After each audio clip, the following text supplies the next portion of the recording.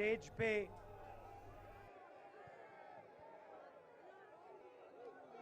वरिष्ठ नेता, कांग्रेस पार्टी के वरिष्ठ नेता, विपक्षी दल के वरिष्ठ नेता, हमारे प्यारे कार्यकर्ता, भाइयों और बहनों, प्रेस के हमारे मित्रों, आप सबका यहां बहुत बहुत स्वागत।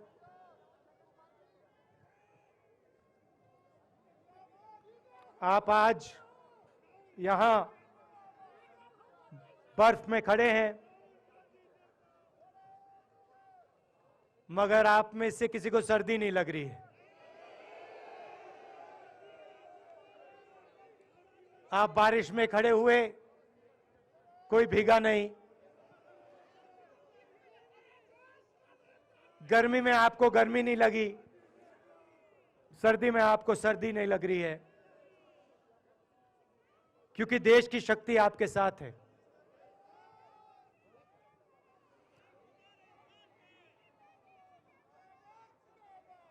प्रियंका की बात मैं सुन रहा था। प्रियंका ने कहा मेरे मैसेज के बारे में, प्रियंका ने कहा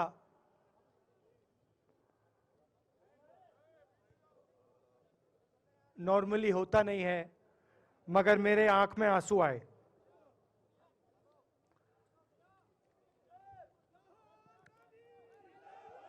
क्योंकि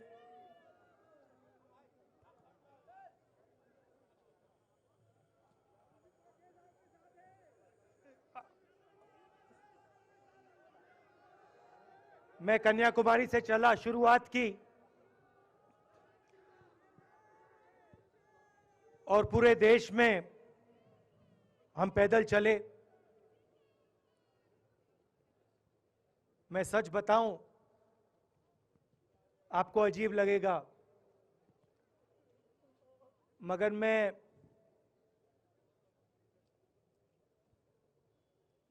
बहुत सालों के लिए हर रोज 8-10 किलोमीटर दौड़ता हूं। तो मैंने सोचा था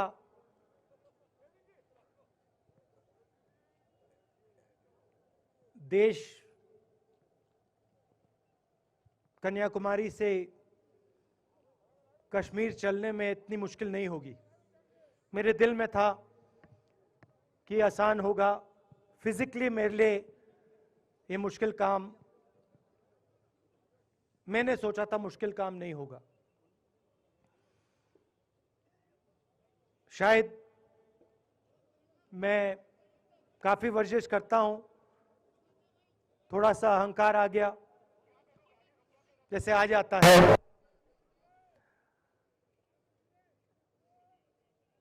मगर फिर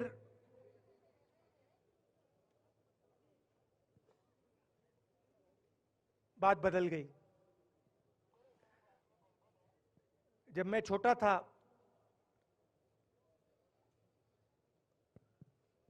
फुटबॉल खेलता था,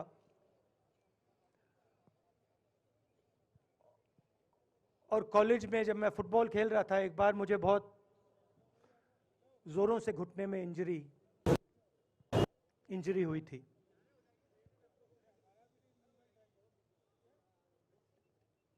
मैं उसको भूल गया था।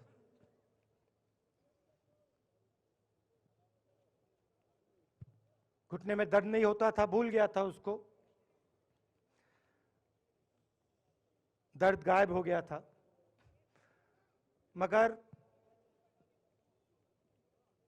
कन्याकुमारी से 5-7 दिन बाद घुटने में प्रॉब्लम आई, और जबरदस्त प्रॉब्लम आई। पूरा अहंकार उतर गया, और मैं सोचने लगा क्या मैं ये जो 3,500 किलोमीटर हैं, क्या मैं इनको चल पाऊंगा या नहीं। तो जो मैंने सोचा था आसान काम होगा, वो काफी मुश्किल हो गया। मगर फिर मैंने किसी ना किसी तरीके से ये काम पूरा कर दिया। बहुत कुछ सीखने को मिला, बहुत कुछ सीखने को मिला। मैं आपको बोलूं तो दर्द सहना पड़ा काफी, मगर सह लिया। रास्ते में एक दिन मुझे दर्द हो रहा था, काफी दर्द हो रहा था, और मैं सोच रहा था अब 6-7 घंटे और चलने हैं। और उस दिन मुझे लग रहा था कि आज मुश्किल है। और एक छोटी सी बच्ची आई, दौड़ती हुई आई मेरे पास, और मुझे कहती है कि मैंने तुम्हारे लिए कुछ लिखा है, मगर तुम अभी मत पढ़ो, इसको बाद में पढ़ना।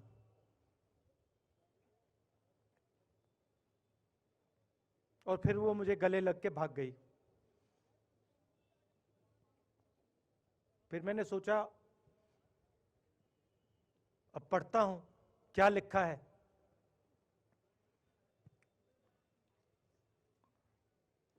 तो उसने लिखा था कि मुझे दिख रहा है कि आपके घुटने में दर्द है, क्योंकि आप जब उस पैर पे वजन डालते हो तो आपके चेहरे पे दिखता है कि दर्द है। मगर मैं आपको बताना चाहती हूं कि मैं आपके साथ कन्याकुमारी नहीं चल सकती हूं, क्योंकि मेरे माता पिता नहीं चलने दे रहे हैं। मगर मैं दिल में आपके साथ, आपके साइड में चल रही हूं, क्योंकि मैं जानती हूं कि आप अपने लिए नहीं चल रहे हो, आप मेरे लिए चल रहे हो, और आप मेरे भविष्य के लिए चल रहे हो। और उसी सेकंड में, पता नहीं अजीब सी बात है, उसी सेकंड मेरा दर्द उस दिन के लिए गायब हो गया। दूसरी बात, मैं चल रहा था और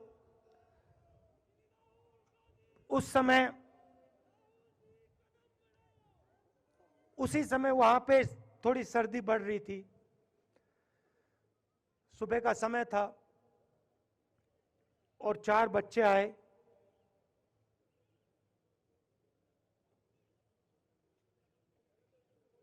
पता नहीं कहना चाहिए या नहीं।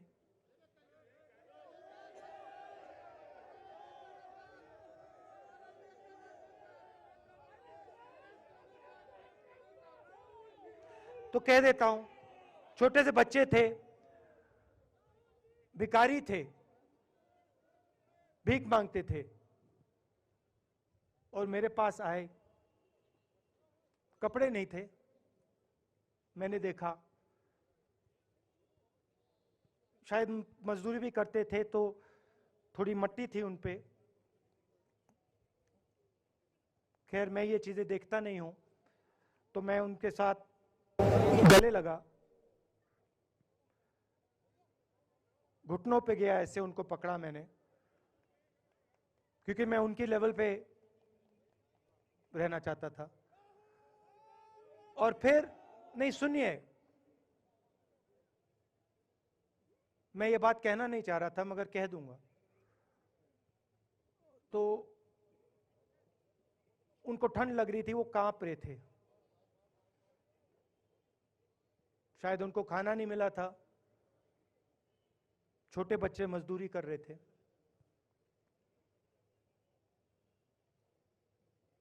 तो मैंने सोचा कि अब अगर ये स्वेटर नहीं पहनते हैं, अगर ये जैकेट नहीं पहन रहे हैं, तो मुझे भी नहीं पहनना चाहिए। मगर मैं झिझका क्यों आपको बताना चाहता हूं, मैं झिझका क्यों आपको बताना चाहता हूं। जब मैंने ये खत्म किया, मैं चल रहा था, तो हमारे साथ एक व्यक्ति थे, उन्होंने मुझे मेरे कान में बोला, राहुल जी ये बच्चे गंदे हैं, इनके पास आपको ऐसे जाना नहीं चाहिए। तो मैंने उनसे कहा, वो आपसे और मुझसे दोनों से साफ हैं।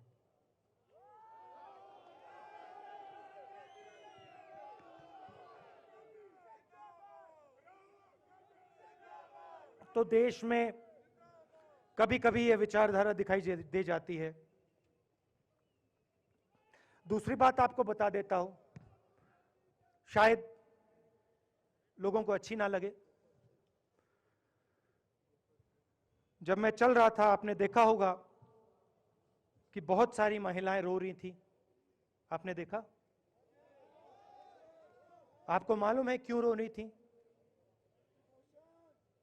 नहीं, उसमें से बहुत सारी महिलाएं इमोशनल थी, मुझसे मिलकर रो रही थी। मगर उसमें बहुत सारी ऐसी भी महिलाएं थी जिन्होंने मुझे बोला कि उनके साथ बलात्कार हुआ है, उनको किसी ने मोलेस्ट किया है, उनके किसी रिश्तेदार ने उनको मोलेस्ट किया है।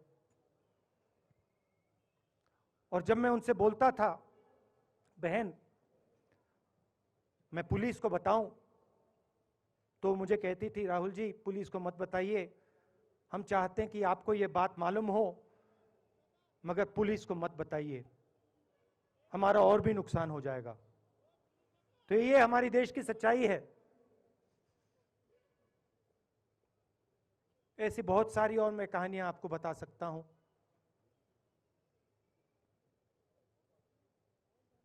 तो फिर मैं कश्मीर की ओर आ रहा था और मैं सोच रहा था कि इसी रास्ते पे मैं नीचे से ऊपर जा रहा हूं। मैं सोच रहा था कि इसी रास्ते से सालों पहले मेरे रिश्तेदार नीचे से ऊपर आए, सॉरी ऊपर से नीचे आए, कश्मीर से इलाहाबाद गंगा की ओर गए। और मुझे ऐसा लग रहा था कि मैं वापस अपने घर जा रहा हूं।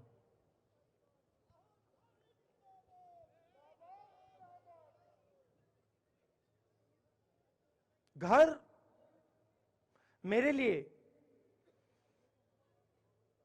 जब से मैं छोटा था, मैं सरकारी घरों में रहा हूं, मेरा अपना घर नहीं है। तो मेरे लिए घर, जिसको जो स्ट्रक्चर होता है, उसको मैंने कभी घर नहीं माना। वो मेरे लिए, मैं कहीं भी रह लूं, वो एक इमारत होती है, वो घर नहीं होता है। घर मेरे लिए एक सोच है, एक जीने का तरीका है, एक सोचने का तरीका है।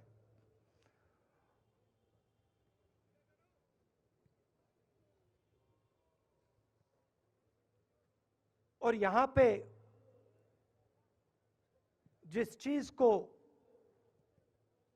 आप कश्मीरियत कहते हो, उसको मैं अपना घर मानता हूं। अब ये कश्मीरियत है क्या? ये जो शिव जी की सोच है एक तरफ, और थोड़ी सी गहराई में जाएंगे तो उसको शून्यता कहा जा सकता है। अपने आप पर, अपने अहंकार पर, अपने विचारों पर आक्रमण करना।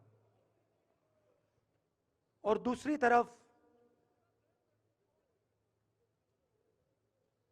इस्लाम में, जिसको शून्यता यहां कहा जाता है, वहां फना कहा जाता है। सोच वही है। इस्लाम में फना का मतलब अपने ऊपर आक्रमण, अपनी सोच पर आक्रमण, जो हम अपना किला बना देते हैं कि मैं ये हूं, मेरे पास ये है, मेरे पास ये ज्ञान है, मेरे पास ये घर है, उसी किले पर आक्रमण करना, वही है शून्यता, वही है फना। और इस धरती पे ये दो जो विचारधाराएं हैं,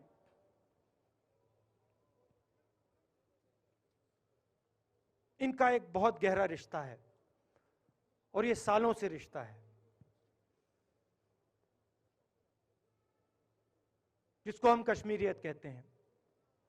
यही सोच बाकी स्टेट्स में भी है।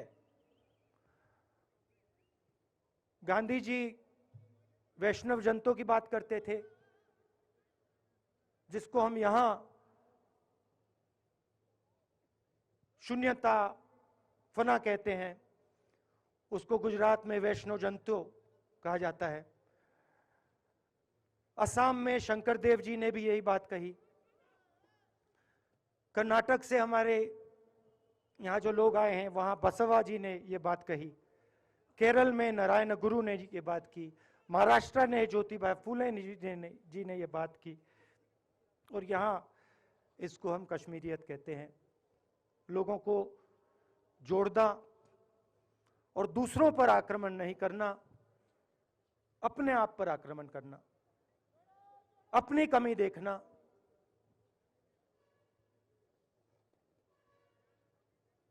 मैंने आपको कहा कि मेरा परिवार कश्मीर से गंगा की ओर गया था। इलाहाबाद संगम के बिल्कुल किनारे वहां पास में हमारा घर है।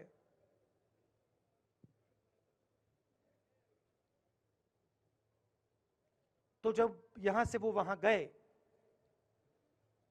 उन्होंने कश्मीरियत की जो सोच थी उसको गंगा में डाला था। गंगा में ले गए उस सोच को और उत्तर प्रदेश में उस सोच को फैलाया था, जिसको उत्तर प्रदेश में गंगा जमुना तहजीब कहा जाता है।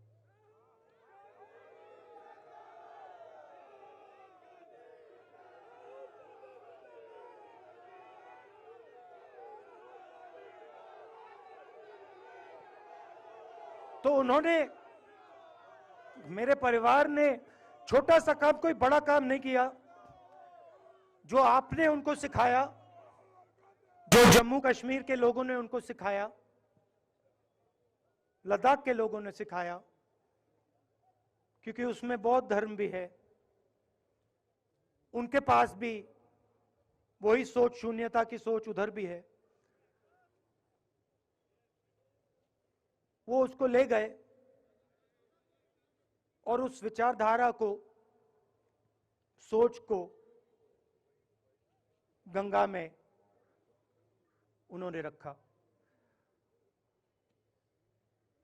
तो मैं ये सोच रहा था, जब यहां आ रहा था, पैदल चल रहा था, और मुझे सिक्योरिटी वालों ने कहा था कि देखिए, आप पूरे हिंदुस्तान में चल सकते हो, जम्मू में भी चल सकते हो, मगर आखिरी जो 4 दिन हैं कश्मीर में, आपको गाड़ी से जाना चाहिए।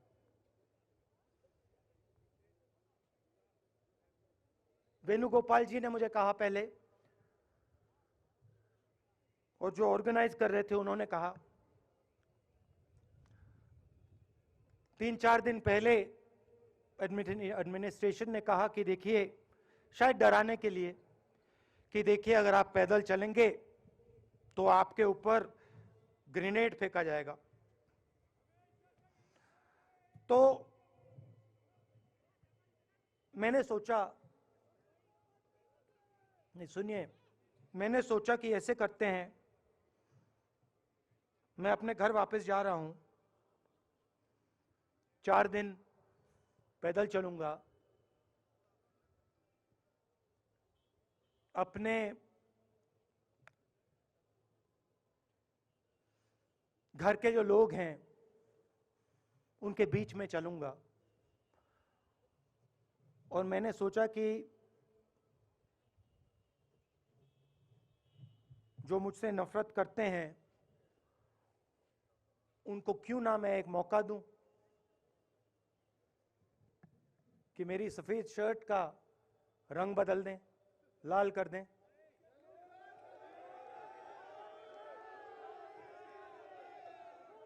क्योंकि मेरे परिवार ने मुझे सिखाया है, गांधी जी ने मुझे सिखाया है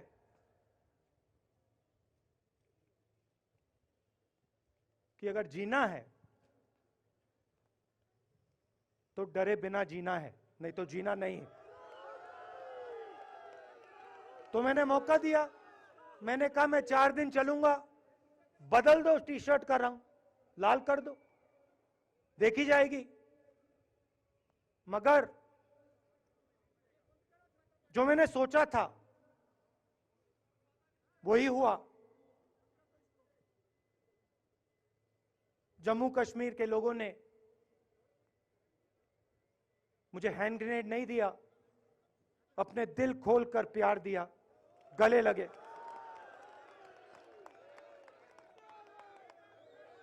और मुझे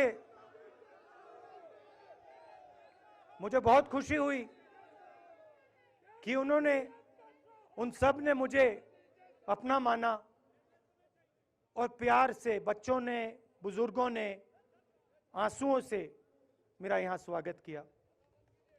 मैं अब जम्मू कश्मीर के लोगों से, और जो यहां हमारे सेना के लोग काम करते हैं, सीआरपीएफ के लोग काम करते हैं, उनको मैं कुछ कहना चाहता हूं। सबको, जम्मू कश्मीर के युवाओं को, बच्चों को, माताओं को, सबको, सीआरपीएफ के, बीएसएफ के, आर्मी के जवानों को, उनके परिवारों को, उनके बच्चों को मैं कहना चाहता हूं, देखिए, मैं हिंसा को समझता हूं, मैंने हिंसा सही है, देखी है।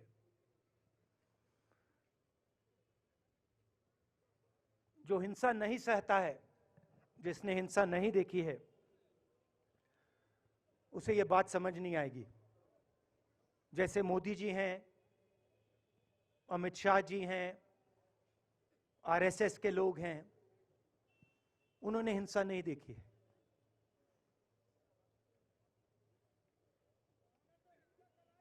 डरते हैं, नहीं डरते हैं, देखिए डरते हैं। यहां पे हम 4 दिन पैदल चले, मैं आपको गारंटी देके कह सकता हूं कि बीजेपी का कोई नेता ऐसे नहीं चल सकता है। और इसलिए नहीं क्योंकि जम्मू कश्मीर के लोग, इसलिए नहीं क्योंकि जम्मू कश्मीर के लोग उनको चलने नहीं देंगे, इसलिए क्योंकि वो डरते हैं। खैर, मैं अपने जम्मू कश्मीर के लोगों को, युवाओं को, बुजुर्गों को, और आर्मी के लोगों को, सीआरपीएफ, बीएसएफ लोगों को थोड़ा सा बताना चाहता हूं। देखिए, मैं जब 14 साल का था, स्कूल में था, सुबह ज्योग्राफी की क्लास में था, मैं पढ़ रहा था, सामने बैठा था, और मेरी एक टीचर आई, अंदर आई, और उसने कहा, राहुल तुम्हें प्रिंसिपल बुला रहा है। मैं बदमाश था, बहुत बदमाश था जब छोटा था, बहन से पूछ सकते हो क्या क्या करता था मैं, अभी भी करता हूं।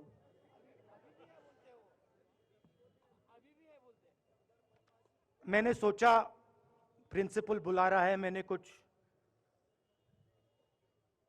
गलती की होगी, अब मार पिटेगी। वहां पे केनिंग होती थी, मैंने सोचा था अब केनिंग होगी मेरी। मगर जब मैं चल रहा था, जो जिस टीचर ने मुझे बुलाया उसको देखकर मुझे कुछ अजीब सा लगा। और जब मैं प्रिंसिपल के ऑफिस पहुंचा तो प्रिंसिपल ने कहा, राहुल तुम्हारे घर से फोन कॉल है।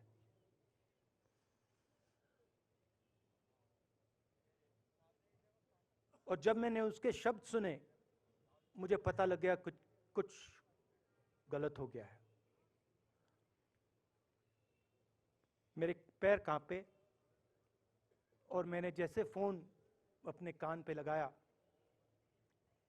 तो मेरे मां के साथ एक औरत काम करती है, वो चिल्ला रही थी,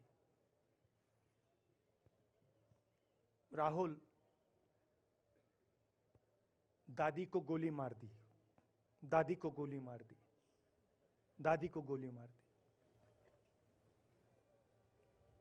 14 साल का था।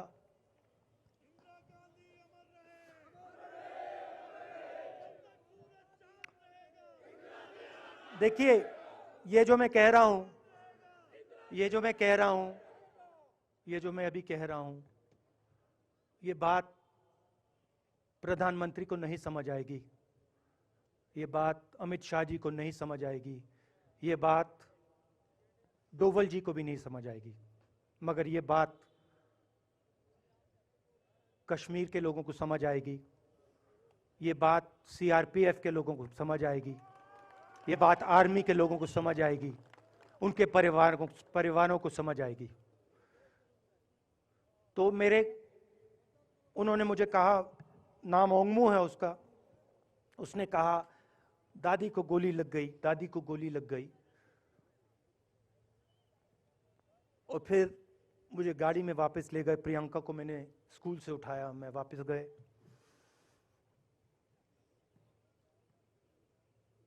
और फिर मैंने वो जगह देखी जहां मेरी दादी का खून था।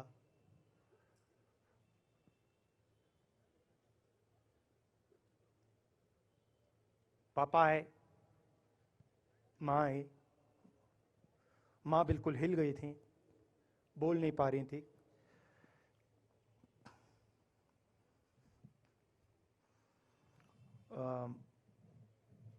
हाँ,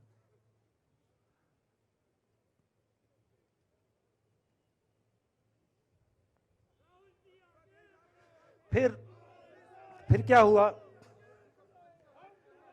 तो जब जो हम लोग हैं जिन्होंने हिंसा देखी है,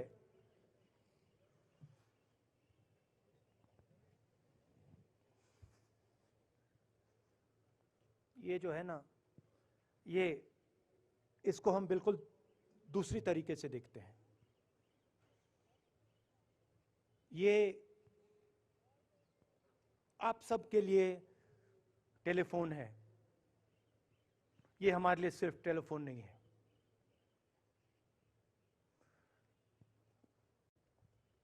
उसके बाद 6-7 साल बाद मैं अमेरिका में था और फिर से टेलीफोन आया। 21 में टेलीफोन आया। जैसे बहुत सारे, जैसे जो पुलवामा में हमारे सैनिक मरे थे, उनके घर टेलीफोन आया होगा। हजारों कश्मीरी लोगों के घर टेलीफोन आया होगा। सेना के परिवारों को टेलीफोन आया होगा। वैसा ही टेलीफोन आया। पिता के एक दोस्त थे, उन्होंने मुझे फोन किया और कहा, राहुल बुरी खबर है। मैंने उनसे कहा, मैं जानता हूं, पापा मर गए। कहते हैं हाँ। मैंने कहा धन्यवाद, फोन रख।